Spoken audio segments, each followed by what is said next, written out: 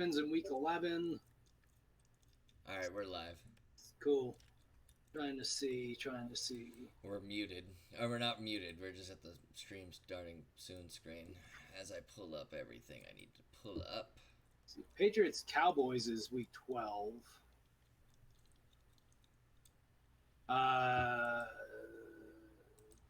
Maybe. Oh, here you go. You're playing them in week 13. Ah, yeah, I knew it. I knew we were playing Yeah, them. December 1st is when you're playing them. Down the doo-doo. Is there anything we can ever do about the lag so I can actually see the things as you're posting them? Nope. Yeah, I didn't think so.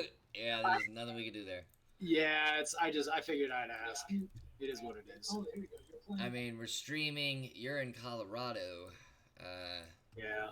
All that stuff. Let me tag you real quick.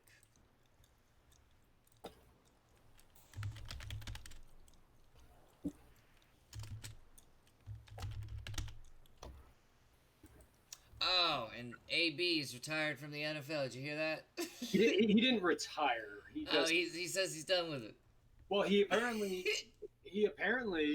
re-enrolled at Central Michigan and is gonna get his degree, which is hilarious. Well, I hope it's in sports management. I really hope it's in something as. God, that's funny. And then, 10 years from now, he's a fucking super agent that just fucking over the NFL left and right. That'd be funny. Yeah, I mean,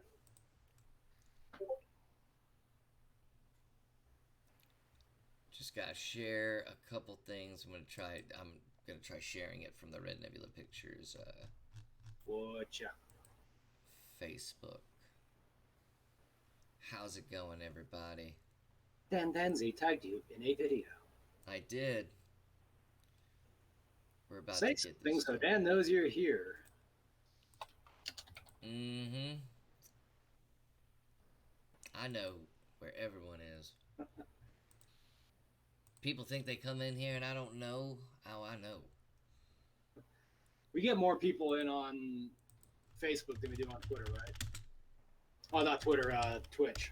Yeah. All right, I'm not even gonna open Twitch then. It's just one more thing I don't need to look at. Oh no, you don't need to look at the Twitch one. Yeah, Actually, it would probably be less laggy on the Twitch one. Yeah. Well, really? Yeah. Twitch TV.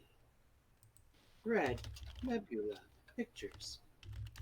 All right, let me drop the link into our fantasy football group So they can get some knowledge. so they can get some knowledge from the two undefeateds. Ooh. Yeah, we've got some results. The weekly report is up. Oh, is that up? Okay. Yeah, the best manager went to local sex symbol. Worst Really? manager went to Wilson. Okay. Biggest blowout, puns for all, on big old titties. Narrow victory, Chew Chains over local sex symbol. Highest scorer was Wilson with a 166. Lowest score, Sam and Cheese with an 87.5. The Overachiever Award went to Wilson. Below expectation, big old titties. Yeah. QB of the week. Oh, you know what? Let's bring this up later and see if we agree. I'm gonna leave that up. You're just gonna blindside me with it later, so you get a genuine reaction. Yeah, I'm gonna see what our fantasy league thought was the best one. Yeah, see, I'm undefeated. I don't need awards. I don't need awards. I don't need to be best manager. I know I'm the best manager. I've got enough rewards with my undefeated record. It's like I don't need you. All right. It's funny. Oh. I actually got my first win in one of my money leagues with fucking Philip Lindsay on my bench. So Very nice. Yeah, I had lost. The games I lost were just like my whole team just went, we're not playing today. It's like, no, that figures. So finally they showed up.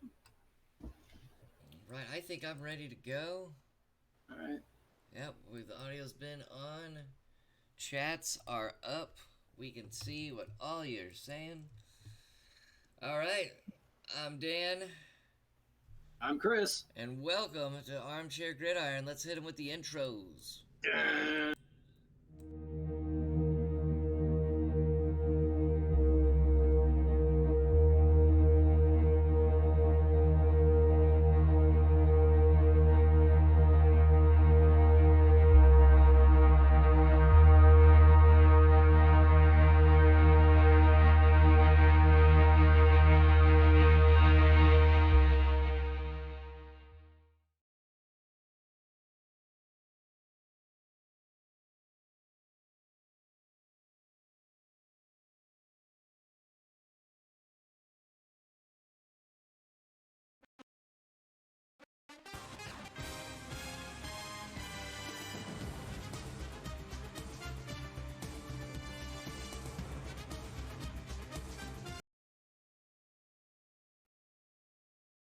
It is not trademark music at all. It is not.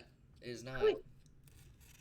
They haven't flagged it on anything yet.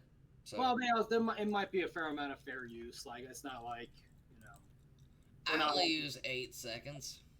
Yeah. So, do you want to argue over the sleepers, fantasy football organizations, whatever they are? Do you want to argue with who they thought was good as far as players went of the week? Oh, you're talking about their weekly report? Yeah, their weekly report. Well, no, I mean, I don't think it's an algorithm. It's some little thing that plugs in and goes, oh, well, this player had the most points of all the QBs, and and that's what it's saying. Like, I'm looking at it. Wow, for some reason I was all the way up at the top. It's like Patrick Mahomes. I'm like, no. And that's all it is. And it's just going off of whoever scores the most points through the league settings, and then it plugs and plays the name. So it's like, yeah, I mean, it's hard to argue. Russell Wilson's, 41 points. That's a hell of a good game. I don't think any other quarterback had. Okay. So let's go into the week 3 recap real quick. What do you think were some of the best games this week? What games were you watching? Let's see. So, obviously, being where I am, I watched the Denver Green Bay game. Okay.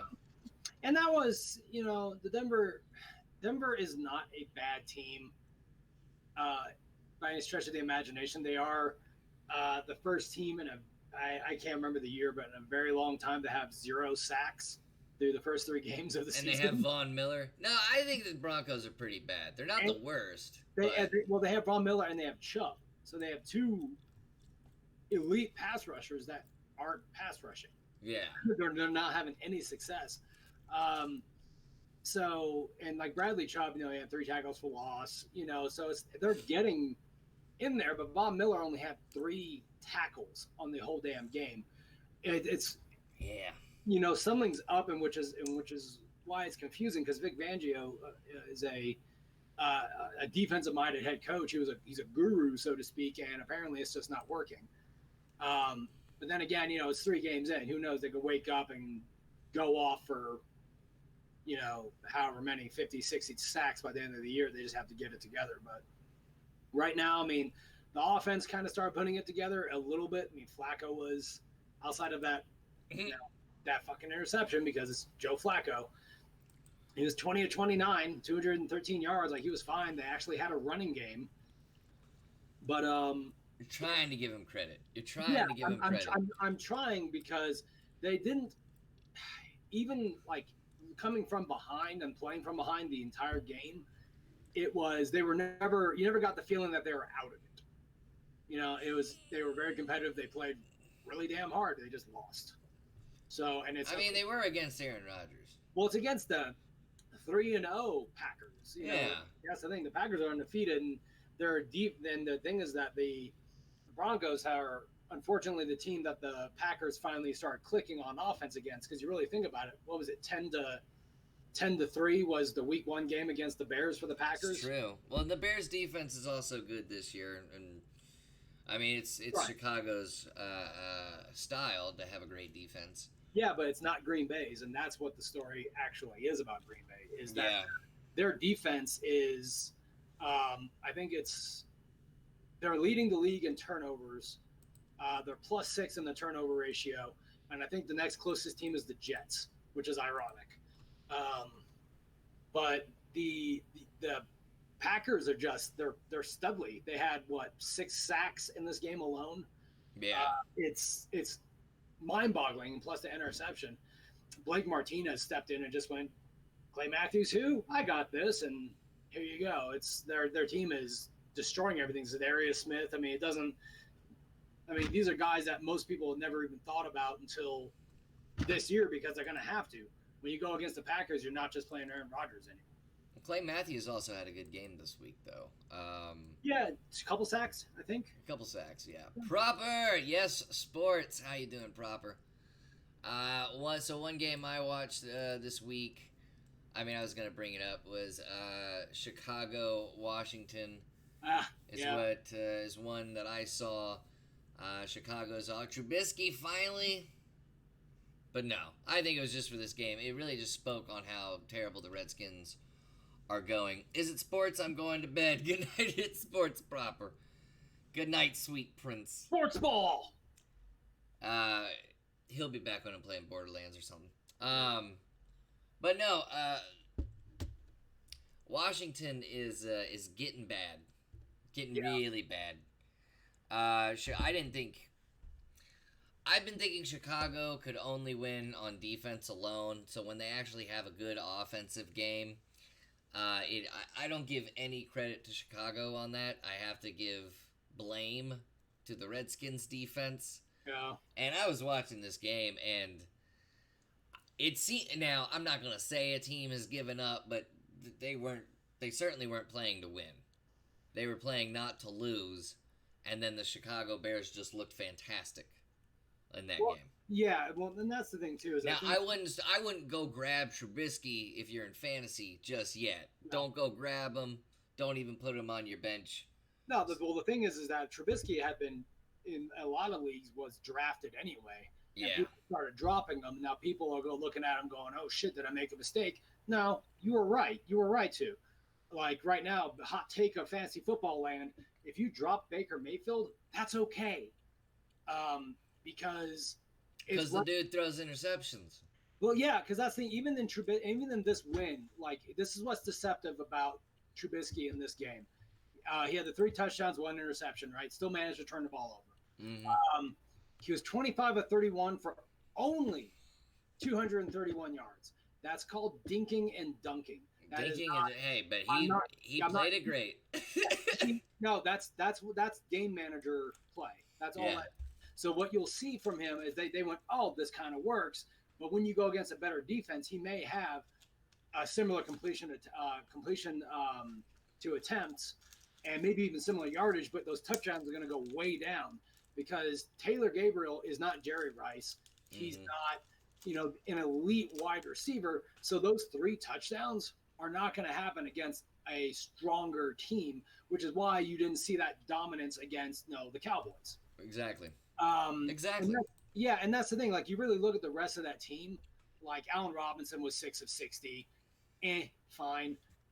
Their running game was okay, but there's nothing like the whole offense was just a good matchup, and that's how they got that. And not only that, but 7 of those points were off of that pick 6. So.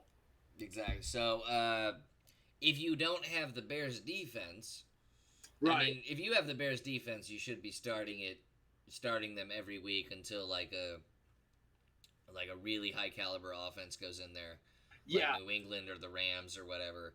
Just bench them then. But all these other teams that can't seem to get it together, like the Redskins, what's another team? I mean, the Jets. The Jets. The Jets can't catch a break. The Dolphins are really terrible right now.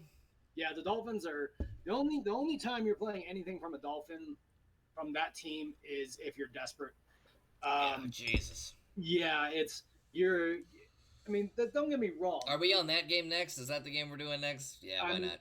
we can. I mean, it's not going to be much to talk about. So It's got the Cowboy fans screaming Super Bowl. That's how bad they are. let's talk about that for a second, shall we? Y'all need to calm the fuck down. Patriots fans need to calm the fuck down too. Now the Patriots look good, like they always do. The difference is the Patriots have won 6 fucking Super Bowls. The Patriots have won 6 Super Bowls. They can claim. Yeah, they can sit here and get all. We're going to the next Super Bowl. Yeah, right now. There's nothing stopping them from going for number 7, even without AB and all that other horse shit. No, they didn't need Antonio Brown. They showed that in Game 1. Yeah, and just the way they've been rolling. I mean, as a Texans fan, I'm scared to have them in what was it, week 13, week 15, something like that. I'm scared to face them. Yeah, you're up there. But that's the thing too, is that by that point they should already be 13-0. And you're gonna. Hopefully, my team's 11-1 or 12-1, but I don't. What I am liking. Well, we'll get to the Dolphins and the Cowboys, and then we'll go back. We'll just jump to the Texans and Chargers. I mean, this whole game was just a clusterfuck. However, it's also fun to talk about the fact that neither one of the Dolphins quarterbacks managed to throw an interception to that game.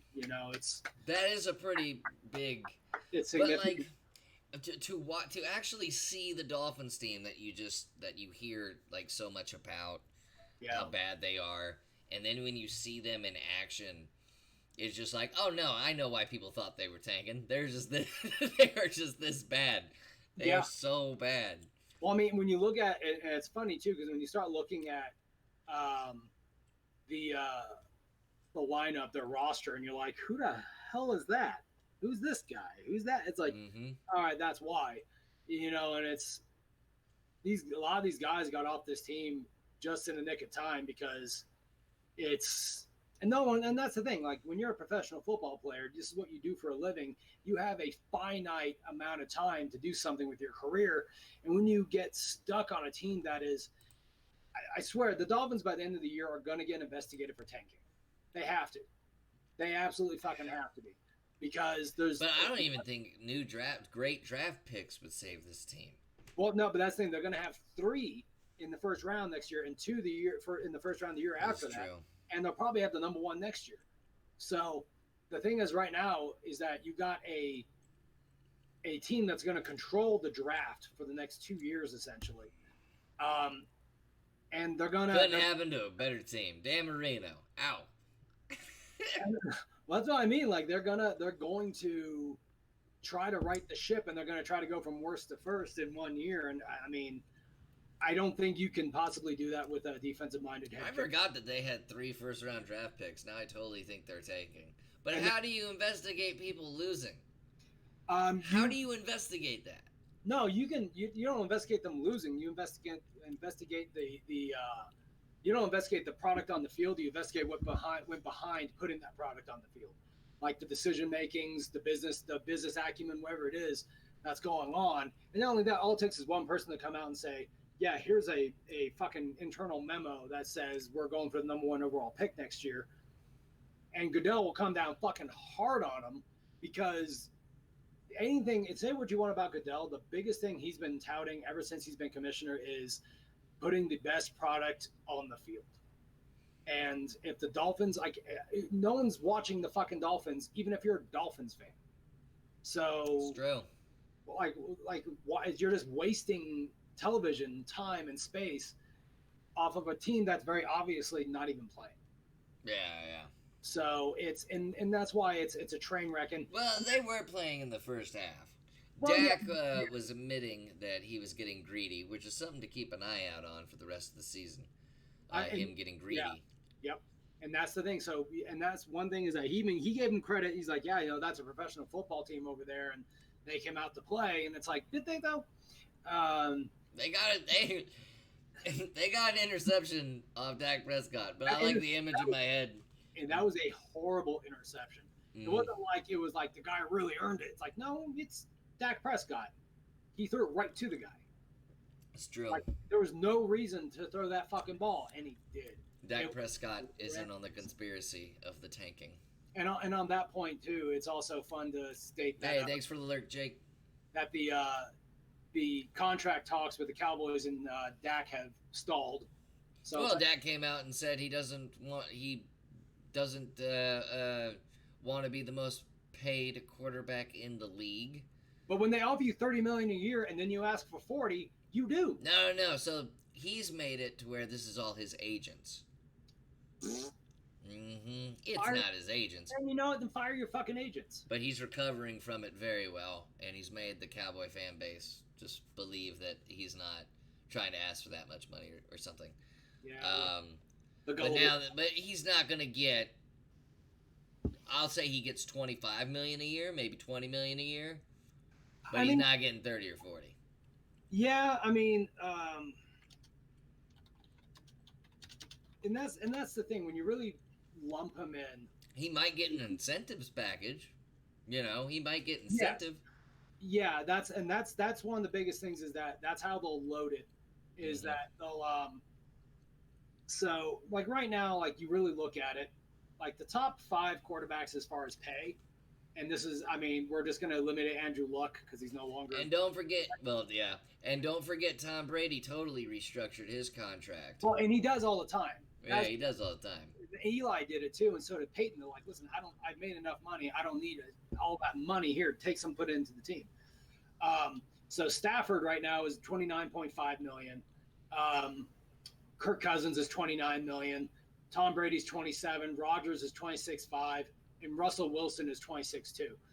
Dak is not worth more than Stafford or Cousins or Brady or Aaron Rodgers. No, you know, not it's at like all. it's like holy hell. Like, and that's the thing is like I could see him getting 25, but I mean, supposedly the talk was he believes he's worth 30. It's like you're not worth 30. No. You win a Super Bowl this year, you're worth 30. You're worth 35. Here you fucking go. Here's some fucking money for you. But until you show up and you actually not only win a playoff game but go deep in the playoffs, maybe even get to the Super Bowl, you don't even talk to us about money. Yeah. So, and that's what's frustrating about it is that, you know, you got guys that have won Super Bowls, been to Super Bowls, so on and so forth, that Dak thinks he's better than. Like, quite frankly, he's not better than Ben Roethlisberger. He's not better than Russell Wilson or Aaron Rodgers. He's not better than Tom Brady, but he's worth more. I think he's better than Ben Roethlisberger. No. Like today's Ben Roethlisberger, yeah. Well, today, as in post-surgery Ben Roethlisberger, correct. He's probably better because Roethlisberger can't throw the fucking ball.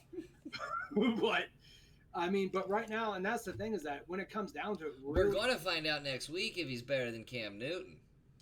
Cam's not playing next week, man. Is Cam not playing next week? I thought he was just a week off. No, so what they're suspecting now. Oh, man, so the Cowboys get another win. The Cowboys get another victory. Be careful, so we got to talk about that. We got to talk about Kyle Allen. All right, well, let's, okay. So let's save it. Yeah. Texans, Chargers. Texas Chargers. Well, make sure we come back to that because we got to talk about it. We will, because we got to go into next week's games. Yeah. So the Texans, Chargers. I assumed you watched the Jets, so we'll go with the Jets after. No, I did not watch the Jets game. You did not watch the... Why the fuck would I? And there you have it. We're just gonna go into the bye week and just not talk about. Okay. No, we can talk about it but there's not gonna be much to talk about. It's gonna be basically the Dolphins and Cowboys all over again. It's like, what was there actually to talk about? We watched this team that is playing their third string quarterback, who had just saw his first ever start last year. Yeah. Come out and fail against Bill Belichick, which has absolutely never happened before in the history of the NFL, except it happens all the time in the NFL. Yeah. Don't start a rookie quarterback against fucking Bill Belichick. He will destroy you. And he was 12 of 22 for 98 fucking yards and an interception. Like and the leading receiver is Braxton Berrios. I'm just letting you get it all out, Chris. Yeah, and that's the clusterfuck of the whole damn thing is that everyone's like, and people are, and of course the media's out there shitting on him, going like, oh well, Gase is supposed to be an offensive guru. Hey, Michelangelo, thank you for the follow. Yeah, now we got David Bowie soundtracking Chris's jet rant. So, go ahead, keep going. Yeah, no. But and that's the horse shit of it is that people are shitting on it. It's like even in week 1 when we lost to the Bills, when the Bills came from behind, fucking Darnold was already sick. He just didn't know what the fuck he had. Yeah. And he ended up collapsing the next fucking day, and he's been out. And then we lose our fucking. By the way, the rant it sounded so beautiful while David Bowie was going, but keep going. I just wanted to let you know. Yeah. But we lose. Oh god, I'm so angry. I'm forgetting fucking names. We lost Mosley to a fucking groin injury because we lost our fucking middle linebacker who scored the first points of the year for our fucking defense against the Bills. We were looking at we were like the first team in a long fucking time to have 4 turnovers in a game and lose. And then like the next week everyone's like, oh, you guys lost to the Browns. It's like, okay. Yeah, not even with Luke Falk, but we started off with Simeon, and then we saw what happened there to fucking dirty ass player Garrett, and then we get fucking Falk in here, and it's like, what the fuck do you expect? He's gone all the way back to week 2, ladies and gentlemen. I was at week 1 too. Let's really talk about week 1.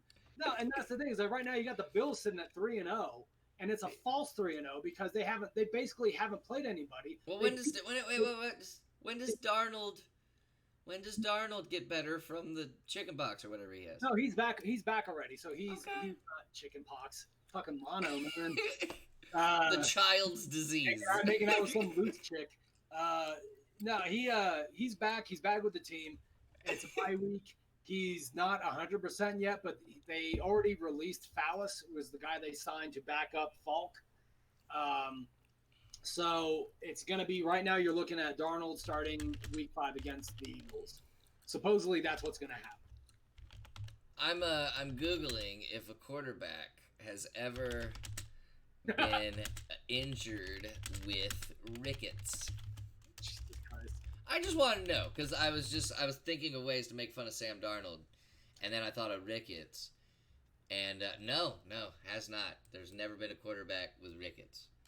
I'm not sure if there's ever been a quarterback with mono, but I just think that's fucking hilarious. Because of course it would be mono. It wouldn't be an ankle or an elbow or a shoulder injury. No, and that's the thing too is that the funniest thing was that came out he showed up the day after the game and they sent him home because you've got strep throat, and then the next day no, he does not have strep throat. He has fucking mono. It's like, oh, great. What the fuck have you been doing, Sam? I don't know.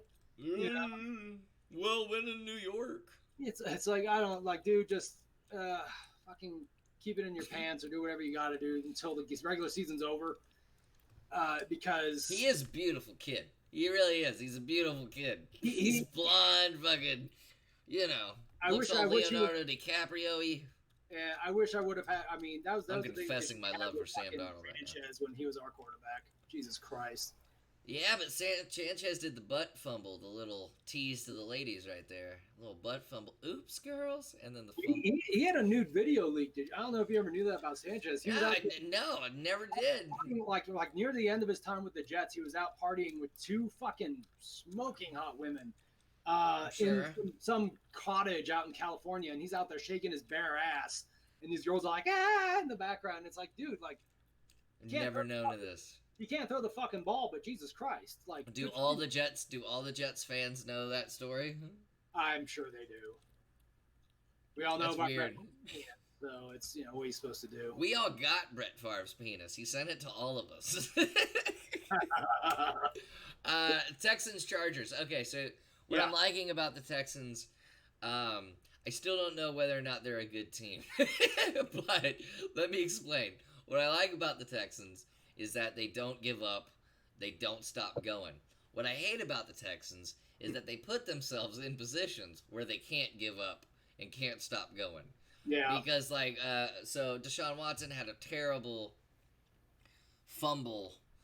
It was an interception, but because it was thrown behind him, it was considered a fumble. But the play shouldn't have been executed to begin with. He should have just taken a knee. It was already broken apart when the defensive lineman got past the offensive lineman and broke the barrier. Just should have taken a knee, shut down the play. It was like some kind of weird screen pass. Anyway, had they not make that fumble recovery to touchdown thing, the score wouldn't have been LA wouldn't have had 7 points. Chalk 7 points off of LA score right now at 20. It would have been 27-13. Yeah. You know what I mean? Well, and that's the thing too is that you got then you see the playmaking, so to speak. I mean, I didn't get to see it, but just reading the description is fun.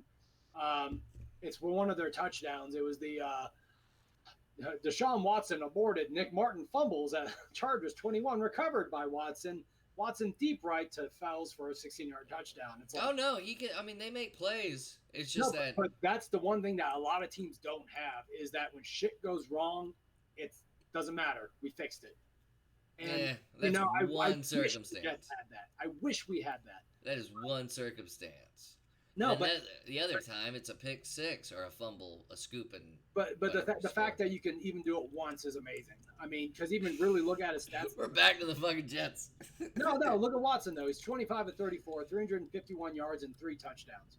Yeah. That's significant. One fumble, fucking forget the one fumble. I'd like a blowout. That's really just what I want. I just want us to blow out a team. Instead, we're like going in the fourth quarter every single time, and we're 2-1 at that.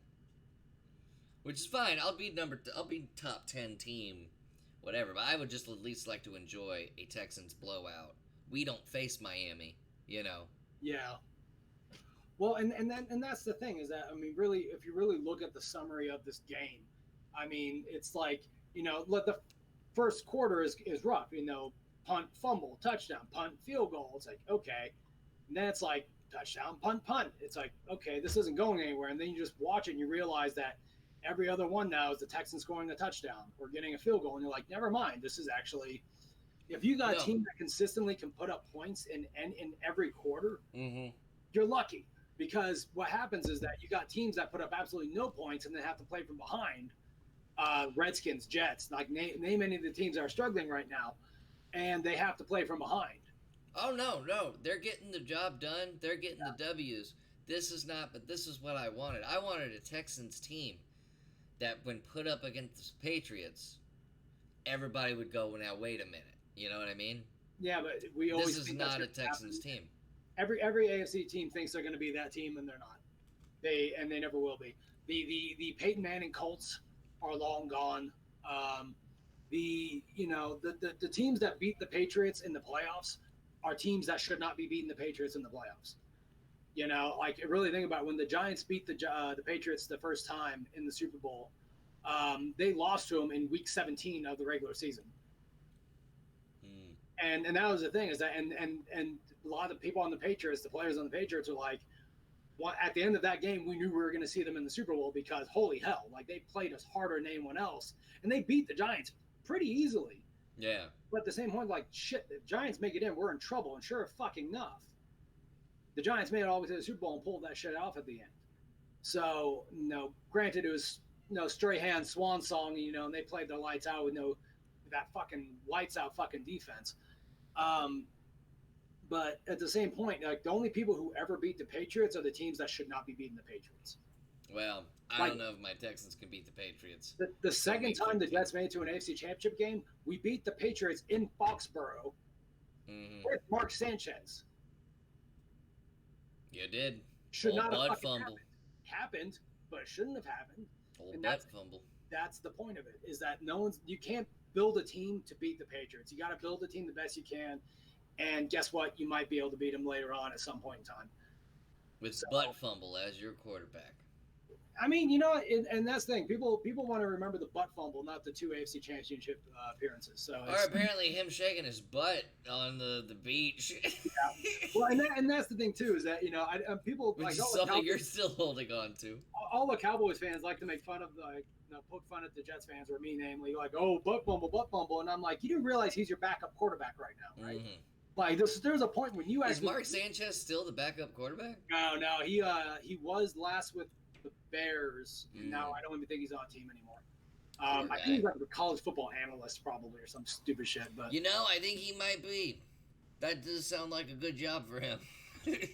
Well, and that was I don't know why he only played one. Don't let him analyze the NFL. He only started 1 year at at USC, so it's not like he knows a lot about it. Let me see. Why does it say? Really? That's not true. I don't know. So it's saying something about him playing for the Redskins right now. Oh, and our last recap. LA barely getting out of Cleveland with a W. Did you see that shit? That's I wouldn't say barely. LA owned that game the entire damn time. Yeah, but Cleveland came back. It was up to Cleveland. It was Cleveland's game to lose. Let's just say that. But that should have been that would have been a blowout last year.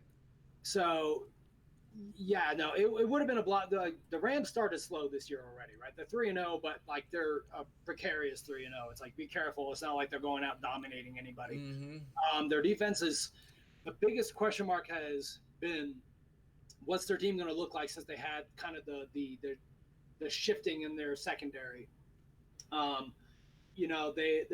They got everyone back healthy. Talib's back. Peters is back. Everyone's back there. They got Weddle. They got Clay Matthews. They lost Ndamukong Suh. There was some shifting that everyone was kind of like, maybe. Yeah. It's the offense that's throwing everyone off because you're looking at these. I mean, Jared Goff, 2 interceptions. But Goff is not. I don't think Goff would ever play well under another coach unless it was like Andy Reid or Belichick or someone that has been known to take quarterbacks and turn them into something good. If he played for the Jets, he'd be throwing 5 interceptions a game. But the biggest story is their rushing attack. Gurley can't get anything going. No, I have him on my fantasy team, and he really can't. Going. They're barely getting him involved in the passing game. He had 1 target, no catches in the game. They got something going finally in the passing game with Brandon Cooks, Cup, Robert Woods kind of following that up. You had 200-yard receivers in this game, which was nice, and that has to be you're kind of seeing which way they're trending. I wouldn't be surprised if they start going incredibly pass heavy from now on, just to compensate. Not even compensate, but to help put Todd Gurley on an unofficial pitch count. You got to give him a break. You can't wear him down into the ground. You want to save him till you get to the playoffs. And guess what? You're 3-0. You're already off to a good start. So yeah, I'm proposing a trade right now to Brandon. The Browns clowns. He's in our fantasy team, fantasy league. I'm gonna offer him Todd Gurley and a draft pick for Ingram at tight end. He said he needed running backs. Not really sure about Todd Gurley right now, but Todd Gurley's year could always turn around by next week. You know what I mean? Yeah, plus, he gets a draft pick for compensation. Is he watching watching us right now? Yeah, he should be at some point. So should I tell him who he should go ahead and pick up off the waivers if he needs running backs? You know what? Let's go into that instead of me doing my business, doing my trades. And that's the thing is that right now, if you're looking, especially in the league that we're in, you're not.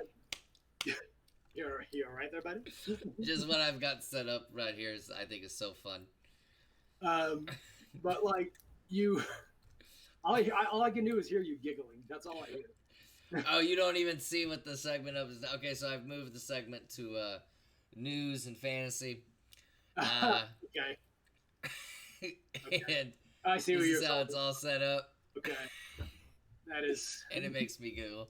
He has fucking Daniel Jones has like a serial killer stare. They look like they're here with us. There's no light behind his eyes. Who was right about Daniel Jones? We won't know until the end of the season, sir. Oh, we do, because I'm telling you right now, Daniel Jones is changing the Giants' season. Nah. First game right off the bat. So let me tell you a story about last year when the Browns broke their losing streak by beating the Jets. They didn't do it. It has nothing to do with Jets, homies. This is Daniel Jones. Was Daniel Jones on the Jets? No, you're not. You gotta let me finish the story. And I'll put you in no place stand. So this is what happened.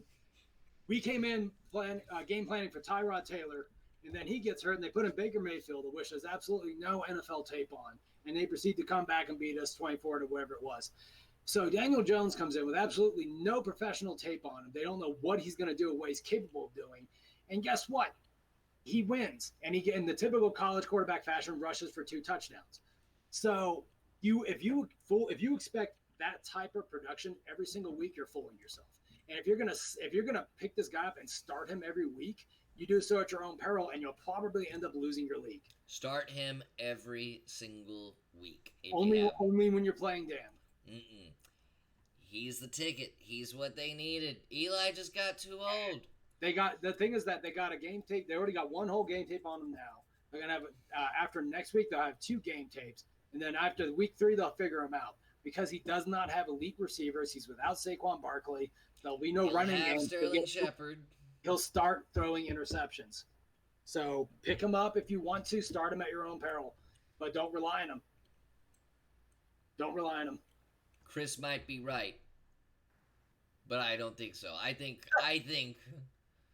Daniel Jones, old Danny Dimes. Don't get me wrong. I hope. Think Danny Dimes is going to turn the Giants season around. I hope he does. I really, truly, because I was raised a Giants fan. Don't get me wrong. Like, I want to see him do well. I want to see him come out and shove it down everyone's throats. Danny Dimes. Love to see Danny Dimes, which is the new nickname now. I love to watch him shove the ball down the rest of the NFC East's throat the rest of the season.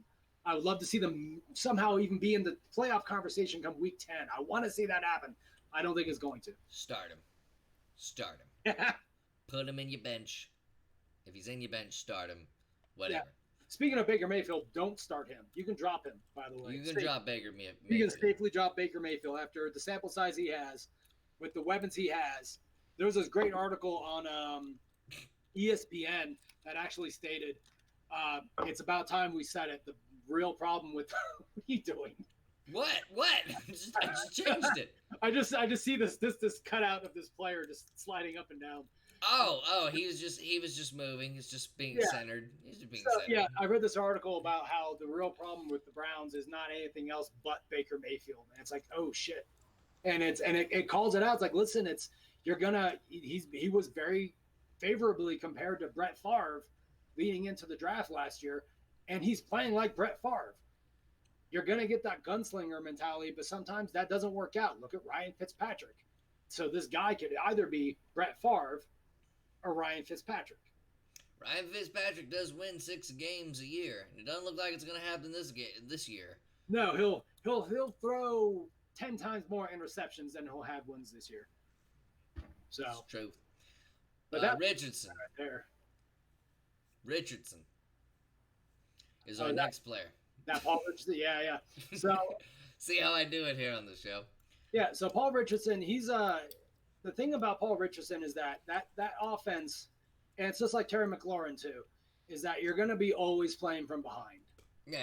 And when you're playing from behind, you're going to throw the ball a lot, and that's one of the big things about the Redskins wide receivers, basically. Well, the Redskins offense in general, because as much as I like Keenum, as much as I want AP to have another resurgent year, it's not gonna happen. Their AP is, you have to lead with them, you have to get a lead, and then you can grind it out with them. But when you don't have a run game to balance out that passing offense, you're always gonna be playing from behind. Yeah. So and that's where you see it, because I mean, looking at Paul Richardson's stats as fantasy wise, there's very few things not to like about it. Because in the first game was against Philly, right? And it was 4 catches, 36 yards, right? Not much to write home about. Against Dallas, 3 of 3, 16 yards and a touchdown. And it wasn't until this game against Chicago, 8 of 9, 83 yards and a touchdown, right? So he's something to consider if you're in a deeper league and you need wide receiver help. We've seen this, and he did it against a good Chicago team. And yeah, they were playing from behind. They're playing the prevent defense. But you know what? Garbage time or not, if a player in fantasy puts up points, he's worth having on your team. So he's 2 touchdowns in the past 2 games. That's something not to scoff at. He is getting looks, at least in this past game. He might be hit or miss, so try to play your matchups. If he's going to be playing another tough defense, put him in there because they're going to have to throw the damn ball. So fair enough. And next on the list, Aguilar. I'm pronouncing Aguilar, that. yeah, no, Nelson Aguilar. So Nelson Aguilar. See, and the thing is that Aguilar is one of those players that he'll drop the ball, right? Like he's literally and metaphorically. That's not something that he's ever been. He's had kind of wishy-washy hands. I actually watched this thing about this guy in Philadelphia who was catching kids falling out of a burning building and pointed out, yeah, thank God he wasn't Nelson Aguilar, or else the kids wouldn't have made it out. Jesus. Yeah, So, yeah, no, and Nelson's trying to find him because he's giving that dude tickets to the next game. yeah, he should. Well, and here's the thing. So Aguilar, after the first game, right? It was No, I'm serious. Nelson's really trying to find that guy. No, that doesn't surprise me. It doesn't surprise me at all. But so here's the thing: when the Eagles beat Washington in Week 1, right? Aguilar had 2 catches for 11 yards, right? Nothing. It was nothing. But against Atlanta and Detroit, he had 8 catches in each of those games, and he's had 3 touchdowns between the 2 games. He had 1 against Atlanta and 2 against Detroit. The biggest, and the thing is, the real reason you have to consider him right now is that Deshaun Jackson is still supposedly out for next game. For the next game, and supposedly Jeffries is going to play, but they're going to sprinkle him in. So Aguilar's still going to see a lot of targets. Now the past 2 games, it was 11 targets and 12 targets respectively between the Atlanta and Detroit games. So he's getting looked at a lot. But the problem is that disparity between the 8 catches and the 11 targets and the 12 targets is that some of those are drops. And those are big drops. Like, he had 50 yards and 2 touchdowns against Detroit. It should have been a lot more yardage because he's dropping 20-yard passes. It's like you can't do that at the NFL level. So he's getting the looks. If you need him, pick him up, start him. He's available in a lot of fucking leagues because if you own anyone on that team, it's probably Jeffrey or Deshaun Jackson. You probably don't own Aguilar. So now is my pick for fantasy. Bam! Uncle Rico himself, Minshew. Now, whatever. Chris is upset with whatever his Daniel Jones theory about no one having tape. No one has tape on Minshew, but Minshew, start him. Start him. He's putting up the numbers. 2 touchdowns, 2 rushing touchdowns, wasn't it?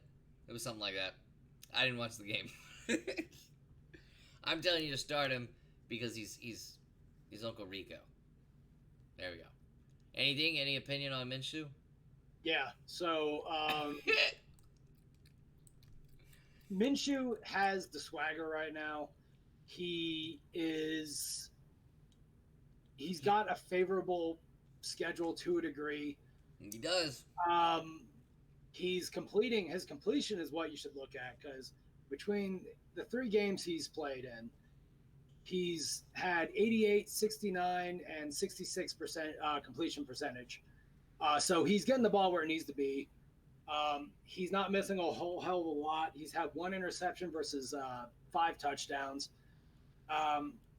The biggest thing you have to watch out for is that unless he is on the Jaguars, he's the team he's surrounded by.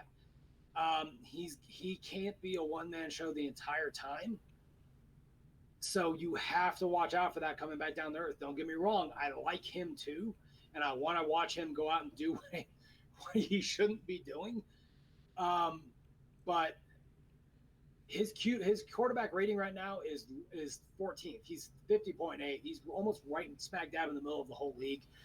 You could do worse if you need quarterback help, which I know I do in one of my leagues.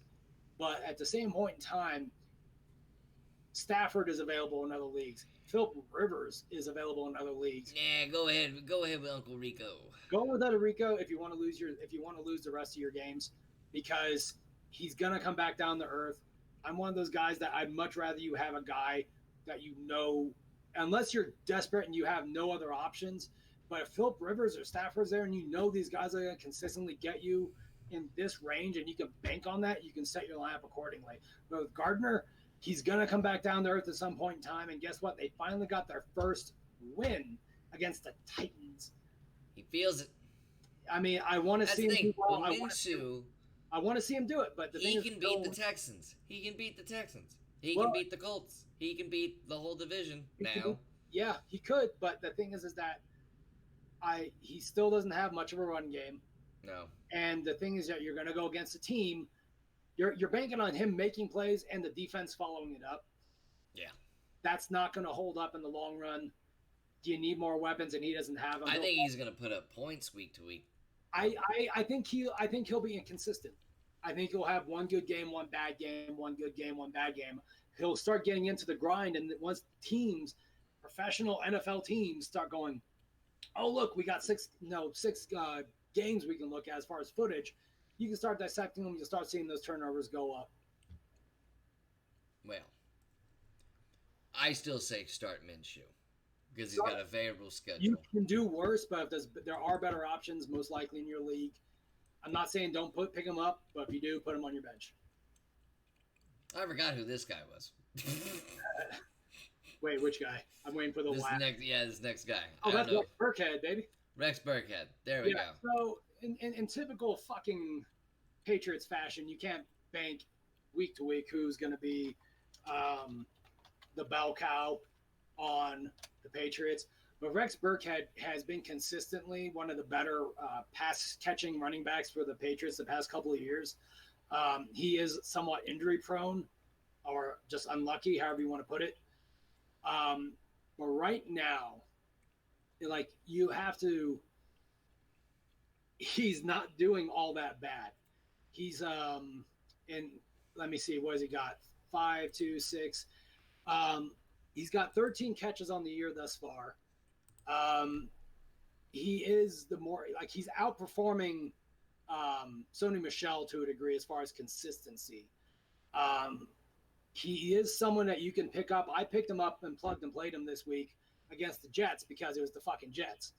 And he got me something like 14 or 15 points.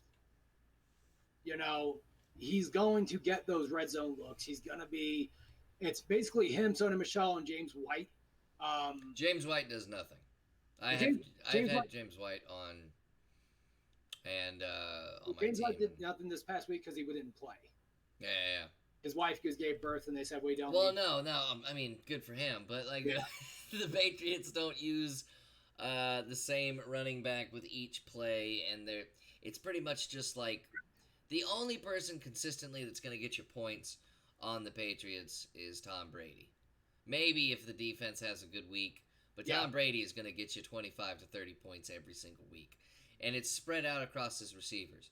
So, like, one receiver, 1 week it'll be Edelman. And this is the same thing. It all depends on who's out there and who, you know. And that's what I don't like about the Patriots. Because I wish more of their players could bring in big points. But it's all Tom Brady. Well, they used to. And the way it was structured in the past when they had Randy Moss going off for however many touchdowns he had in that year. Or Wes Welker. They had this 1 year where Wes Welker started the first 3 weeks with, like, 200-yard games. The only consistency you're going to get outside of Tom Brady, and Tom Brady is not going to get – because in a lot of leagues, and in my opinion, somewhat, I don't understand it, quarterbacks passing for a touchdown gets you 4 points instead of 6 points, which I don't understand one fucking bit. But Tom Brady is only throwing about 2 touchdowns every fucking game. Yeah. So he's not lighting you up like he used to, but he doesn't have to anymore. Yeah. The last time you saw Tom Brady being the most dominant fantasy football player was with Randy Moss. And then they came down, and now it gets spread out. So, if you want consistent points week out of week in and week out with the Patriots, it's going to be Edelman, and you can take a crapshoot on the running backs. So you're not going to I guarantee you're not going to have 1,000-yard rusher out of any of these guys. No. But scrimmage yards, it wouldn't surprise me if Sony Michel, between Burkhead, James White, and Sony Michel, they all had 1,000 yards from scrimmage. Oh, yeah. So, and that's how they're going to beat you. They're going to dink and dunk. They're going to screen pass you. They're going to do all the exotic shit. But, and people are like, well, Tom Brady looks youthful again. He can throw the ball downfield. It's like, not really. Like, if he did that shit against better defenses, it would be horrendous. I mean, honestly, he hasn't been in a position where he has to. If he did that, I would love to see them play the Bears. Yeah. I would love to see I'd love to see him play the Cowboys, honestly. Pull that shit against Kyle Fuller and see what happens. Keep that ball up all the way you want. Ha-Ha's going to come down with it. Like, you'll get owned by a better defense, but they haven't played one yet. So they're going to – but the thing is, the biggest challenge right now is the Patriots have to play the Bills this upcoming week. That's going to be a great fucking game. The Bills are one of the top 3 defenses right now. Top 3 defenses. The Patriots are up there. So you're going to see a defensive battle. And not only that, but the Bills are playing hard. Mm. Josh Allen is trying to prove that he was the better quarterback. So that's actually advice for me. Should I start the Cowboys defense or should I start the Bills defense going into Who are the Cowboys playing this week? the Panthers? Wait, or maybe that's the Texans. I'm not sure. Hold on. I can look this up. I don't know who they're playing this upcoming week. Yeah, it's you. Anytime you play the Patriots, you're doing it at your own risk. If you're playing a defense against them, I'm sorry. The Texans are facing the Panthers. The Cowboys are going against the Saints. Cowboys. I would definitely, because this Bridgewater is not a downfield passing quarterback. He had a decently respectable game, obviously, but they're not dominating. And Gotcha. It's not Drew Brees. I would start the Cowboys because, again, the Patriots, as good as the Bills' defense looks, the Patriots know how find to a way out and put up 35 points on them. Yeah, they'll find a way. Okay. Yeah. And our next person of interest I don't know what we should call these people. People of interest. This is Austin Eckler. Well, keep him started. No, I finally got to see Austin Eckler versus the Texans. I've never seen him this year. Eckler, and you should never start Eckler every single week. Start Eckler every single fucking week. The biggest question right now is Melvin Gordon and when he's going to come back. And he suggests that he is coming back. This is not a Le'Veon Bell thing. He'll come back after week 8 or week 9, whatever they're suggesting. But until then, you should be starting Eckler without any doubts. And even after he comes back, you're not going to suddenly throw Gordon in there and Gordon's going to get every single touch. No, you're going to sprinkle him in with Eckler because, right now, what are the Chargers? 1-2? So it's, it's not like they're running away with it. They need to give Eckler a break. They're still in the thick of it. And if you're being competitive week in and week out with Eckler, you don't suddenly change that. Gordon's not going to switch it up for you and be the guy that puts you over the top. I'm just happy the Texans walked out of the Chargers with a win. I don't think the Texans have ever beaten the Chargers. So it was definitely our first win against the Chargers for a long time. We lost last year to them, or lost to him last year at some point, or 2 years ago, whichever we faced him. 2016, I think we faced him last. I'm not sure. Yeah, I don't know. But anyway, it'd been a while since we faced the Chargers, and we got the win. But Austin Eckler, he should be starting every week. And then when Melvin Gordon comes back, it's like Chris said, they're going to give him the same amount of touches because, he's just been. Don't get me wrong, he would be great in a two-headed monster system with Phillip Rivers not having to need to deep throw anymore, and I think that's what they're working towards. But Phillip Rivers, though, out of all the quarterbacks from that draft class, which was Eli.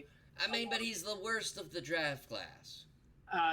Yes and no. No, but he is, just by the numbers standpoint. He's never won a Super Bowl. That's not numbers. That's the only number that is number of championships, and that does not define the player. No. Dan Marino is far better than Roethlisberger and Eli combined. Never won a Super Bowl. I'm not even saying the Super Bowls. Where is he on the listing? He's last right now on the list of the quarterbacks in this era that have passed for something. I forgot the stat, but I think it was 600 touchdowns, or the 500 touchdown list, or whatever. He's the last one. Eli's done it, Peyton's done it, Tom's done it, whatever. Yeah. That's why I'm saying he's the worst one out of that draft class. If you were to tell me about that draft class, the first thing, or this era of football, I would say Ben Roethlisberger before I say Phillip Rivers. I would say Peyton Manning, Eli Manning before Phillip Rivers. I'd say Tom Brady before. No one says Phillip Rivers first unless they're an absolute hardcore Chargers fan. Well, no, but the thing is that Phillip Rivers is never going to be in the conversation for the greatest of all time. Yeah. But as far as being an elite quarterback for as long as he has been, and has been the embodiment of the Chargers football team since he was drafted, it's inarguable. And he's not a bad quarterback. I just think he's very overrated. The fact is, without him, they wouldn't be a team. And it's true. It's not true with Eli Manning. It's not true with the Steelers. It's the Patriots. Look at them. You remove Tom Brady, they'd continue on. They still do, yeah. So Matt Castle looks good. Yeah, if Philip Rivers is not winning MVP of the fucking Chargers every single year that he's been in the league, it's been a shame. Yeah. So, Matt Castle looked good in the Patriots system. Everyone and you put Matt Castle, yeah, man. Everyone. This guy right here. I love this guy. I don't know what happened. I really like Matt Castle. All right, this last guy made history. Made history. Chris Cheris. This guy's on your fantasy team, right? Yeah, I picked him up after week 1. I've been high on him since that first game. First rookie in NFL history. NFL history to start off his career with 5 catches and a touchdown in each of his first games. So hold on. Let me get let me get my soundboard out. Get your soundboard out. Because Terry McLaurin is much in the way of Paul Richardson, like we mentioned before. They're going to be playing from behind a lot. And that after that first game against Philadelphia, he had that 5 catches. What was that record again? It was first rookie in NFL history to start off the first 3 games of his career with 5 catches and a touchdown in each game. I can't hear it. You're like, what is it? And then the silence. You'll hear it. Anyways. So and that was the thing. He actually had 6 receptions in this past game out of 8 targets for 70 yards and a touchdown. He's averaging 16 yards per catch through the first 3 games. He is they're looking at him often. I mean, he has not had less than 7 targets in any game thus far, so they are looking towards him. He is getting those red zone looks. I mean, that touchdown he had this week was beautiful. So you can start him every single week with confidence because they're definitely a team that needs to throw the ball. If you don't already have him, then you haven't been paying attention. If he's on your waiver wires, go get him. Because, I mean, just the best thing about him is if you look at his averages and you extrapolate this over 16 games, outside the fact that he would have 16 touchdowns, let's just ignore that. But he's looking at almost 1,400 yards receiving off of 80 catches. So, yeah, you have to understand, he's quietly becoming a success. He's a quiet success that nobody really thought of. He was a 3rd-round pick. So that's still a premium draft pick, but it's also kind of like, oh, whatever, Ohio State wide receivers, they don't always come into the NFL and do anything. There's not been a very big history of Ohio State receivers coming in lately and tearing up the NFL. Yeah. But right now, through 3 games, he's doing a pretty damn good job. He's got 16 receptions on the year already, and if you're in a PPR league, you're looking at he's winning you games. He should be keeping you competitive every single week because he's not getting you less than 12, 13 points. So fair if you don't have him, go get him. And what was his record? What was his record? Oh yeah, okay. The first rookie in NFL history to start off his first 3 games of his career with 5 catches and a touchdown in each game.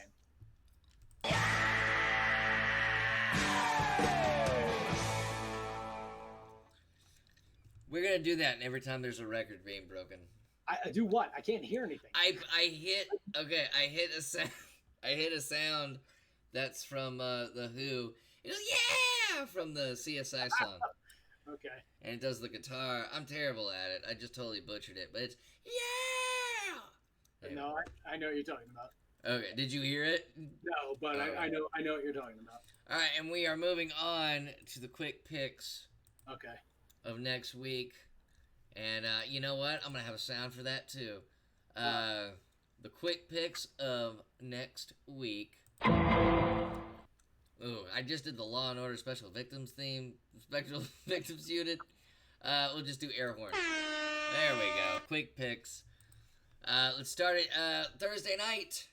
Eagles-Packers. Eagles-Packers. Let's truly make this quick picks. Eagles are still on the mend. They're still struggling. The Packers are dominating. They have a great defense. They got Aaron Rodgers. It's going to be Packers by 10 points. Yeah, I agree with that. Packers by 10 points. Then we get to the afternoon set of games on Sunday. First, we have Titans-Falcons. I'm going to go ahead and say Falcons. You got to go Falcons on this. Devontae Freeman's finally getting into the rhythm, finally coming back from that injury. He's looking all right. I mean, Julio, Ridley, I mean, who do you want? I mean, the Titans just don't have enough weapons. Unless the Falcons just bite it, it's going to be Falcons by like 2 scores easily. Redskins, Giants, I'm going Giants. I think the Daniel Jones magic continues. The Redskins are proving they aren't a second half team at all. Gotta go Giants by like 14. I'm giving the Redskins this because I think it's going to be a shootout, and I think Keenum, with his experience at quarterback over Daniel Jones, I think it'll be close, but it'll be like 28-24 Redskins. Well, the Daniel Jones phenomenon is going to continue. Chargers at Dolphins. Chargers. Yeah. Chargers by at least 28. We don't even need to mention it right now. Next game, Raiders, Colts. I'm going to go Colts. That should be a good game, but I'm going with the Colts too. Yeah. I'm like, will the Raiders show consistency with their running game and their passing game? Until they can show any consistency on the offensive side of the ball, it's going to be Colts. Panthers at Texans. I got to go with my Texans.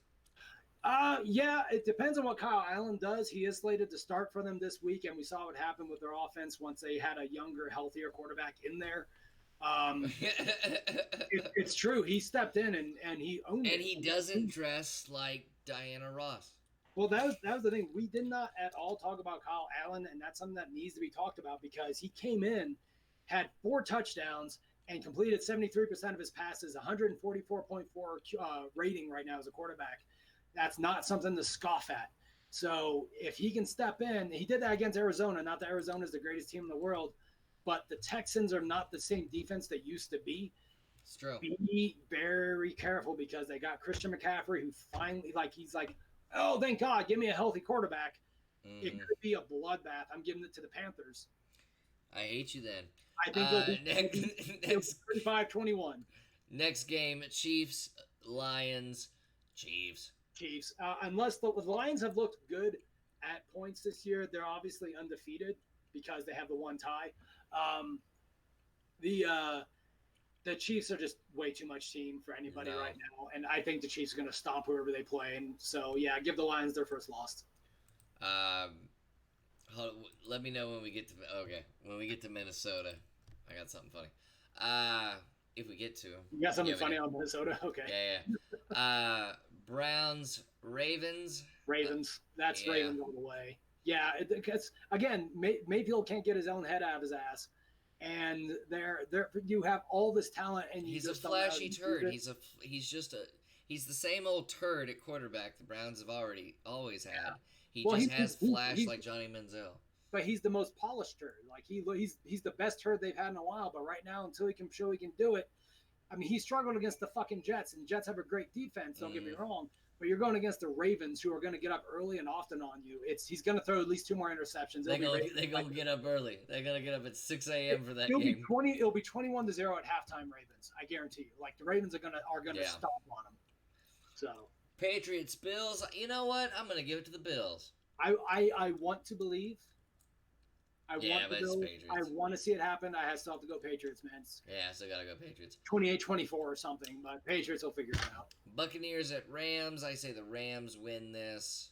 Yeah, and the thing is, I think the Bucs were embarrassed by losing to the Giants. Mike Evans had a hell of a fucking game. I want to give it to the Rams. It just depends on the Goff, but I'll still give it to the Rams, but it'll be a tight game. Seahawks, Cardinals. Rivalry game, but I'm going to give it to the Seahawks mainly based on, the lack of offense the Cardinals seem to have. All right, our next game is Minnesota Vikings. Chris can't hear it, but I'm going to hit the Minnesota Viking horn. All right. And you know what? Just because I can do that sound effect, that's who I'm going to go with. I'm going to go with the Vikings over the Bears. Wait, do I have a bear? So that's the one thing. This is going to be a low-scoring game. But you're going to have Dalvin Cook, who is the superior of the running backs between him and Montgomery. You got a better quarterback, better wide receivers on the Vikings and the Bears. The Bears still have the best defense. I think it'll be like 14-10 Vikings. Wildfires. I found the sound clip, but it's just Smokey the Bear saying, "Only you can prevent wildfires," and I accidentally clicked it while you were talking, but it's fine. Next game, Jaguars, Broncos. I'm going to go with, you know what? go with Uncle Rico. Uncle Rico. Yeah. Unless, but this also could be one of those games where the Broncos finally wake up and do it. But the Jaguars have a pretty good defense. Their offense is on a roll. There's no reason to believe that they'd stop now. So yeah, it's got to be Jaguars. 24-10, 24-14. Cowboys Saints. Again, as much as I want to jump on the Cowboys, I think this is going to be a win for them. The Bridgewater is not Drew Brees. They still have a hell of a good team, and the only way this works is if they get up early and a lot on the Cowboys. If they watch that footage from the Dolphins-Cowboys game this past week, maybe they can do it. But I think this is Cowboys by at least 10. I think Dak might get greedy at certain points. I could see this Saints game being a trap game for the Cowboys. I'm going to go with the Saints at home. Could be. I think it's a trap game. I want it to be. Don't get me wrong. I want it to be, but I think the Cowboys pull it out. And then the Monday night game. Really? All right. Bengals and Steelers. Yeah. Oh no. This is all based on hype coming into it, but this is actually going to be a garbage fire. This is a dumpster fire of a game right now. And the thing is that if the Steelers offense can gel with Mason Rudolph, it'll be a bloodbath, and the Steelers will just wipe the floor with the Bengals. That is, until we see it to believe it. I still think the Steelers are going to win. It just depends by how much. I don't think it'll be that good of a game. It'll be whatever it is, 18-10 or something like that. It'll be a boring Monday night game. Well, Andy Dalton has been putting up good numbers, though he's losing. Yeah. I'm not sold on the Steelers' new quarterback. But Mason Rudolph, he'll be fine. But that's the thing. The outcome of this game, or I should say how entertaining this game is going to be, is going to have to be dependent on how much progress Mason Rudolph makes between now and then. Yeah. So. But those are our quick picks. And we told you the fantasy players everything. It's been a fun time. Misty just got home. We didn't have anything else to talk about, do we? No, I think that's solid. Okay. Well, we hope we helped you this week in getting your lineups together. I'm still undefeated. I'm gonna be undefeated. I don't know who I'm playing this upcoming week. Let me see. Oh yeah, I gotta check my next opponent. See my team. My next opponent is Los Pollos Grande. Where do you see? I don't see next opponents on mine. So on the matchup, there's starters, and then to the right it says the week. Oh, there you go. Yeah. So week 4, yeah, I am playing True Chains. Ooh, dude, he's actually pretty tough. I think I have him for week 5. Yeah, I have him for week 5. He's got the ones I worry about the most. He's got Rodgers, Kamara, Cooper, and Kupp. Baker Mayfield, DeAndre Hopkins. He has DeAndre Hopkins on mine, Los Pollos Grande. But here's my Studley team. I'll give you the highlights. Ezekiel Elliott. I got Jarvis Landry. I got Waller. Yes, the tight end Waller. Phillip Lindsay, Zerline, and the Packers defense. Well, yeah, you're good. Yeah, I got a pretty good team. I'm actually projected to win 135 to 120, but we'll see how much that holds. When do we face each other? Hold on. I want to see when we face each other.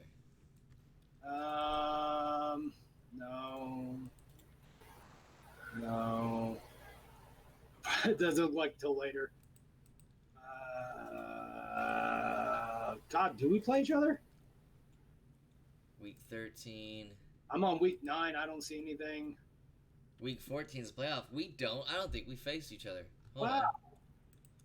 That sucks. What? What's the point in having this fucking show? I don't know. Well, if we get to the championship, it'll be great, because right now we're both slated for the bye. Okay. Well. Oh, I'm still looking. Week 10, nothing. Week 11. Week 11! We played week 11? We played week 11. And would you like to hear the percentages? Oh, hold on. Let me look at the matchup here. Week 11. The percentage has me winning by 51%. It is basically a toss-up. 119.97 to 119.63. Yeah. Christ. It's a toss-up as Well, far let's see, as because I would have Philip Rivers against Kansas City. You would have Tom Brady against Philadelphia. But you got some good matchups. Ingram against Houston, Schuster against Cleveland. Adrian Dallas Peterson against the Jets. Detroit. He'll get 3 touchdowns. He'll get 3 touchdowns on the Jets. My Packers defense will be on a bye week. Okay. But yeah, I mean, other than that, all the players are. I could play Buffalo at Miami that week as well. As my defense. You should. I would. There's no reason not to at that point. Week 11 is looking nice. See, I got Elliott against Detroit. I got Jacobs against Cincinnati. And I got Waller against Cincinnati. Oh god, I got Lindsey against Minnesota. That would suck. Well, that is week 11. Yeah. We are wrapping up week 3, heading into week 4. Going into week 4. Are we going into week 4? Yeah, we are going into week 4. Yeah. And same time next week, same channel. Thank you guys for joining us. This has been Armchair Gridiron. I'm Dan. I'm Chris. And let's send you all to the outros.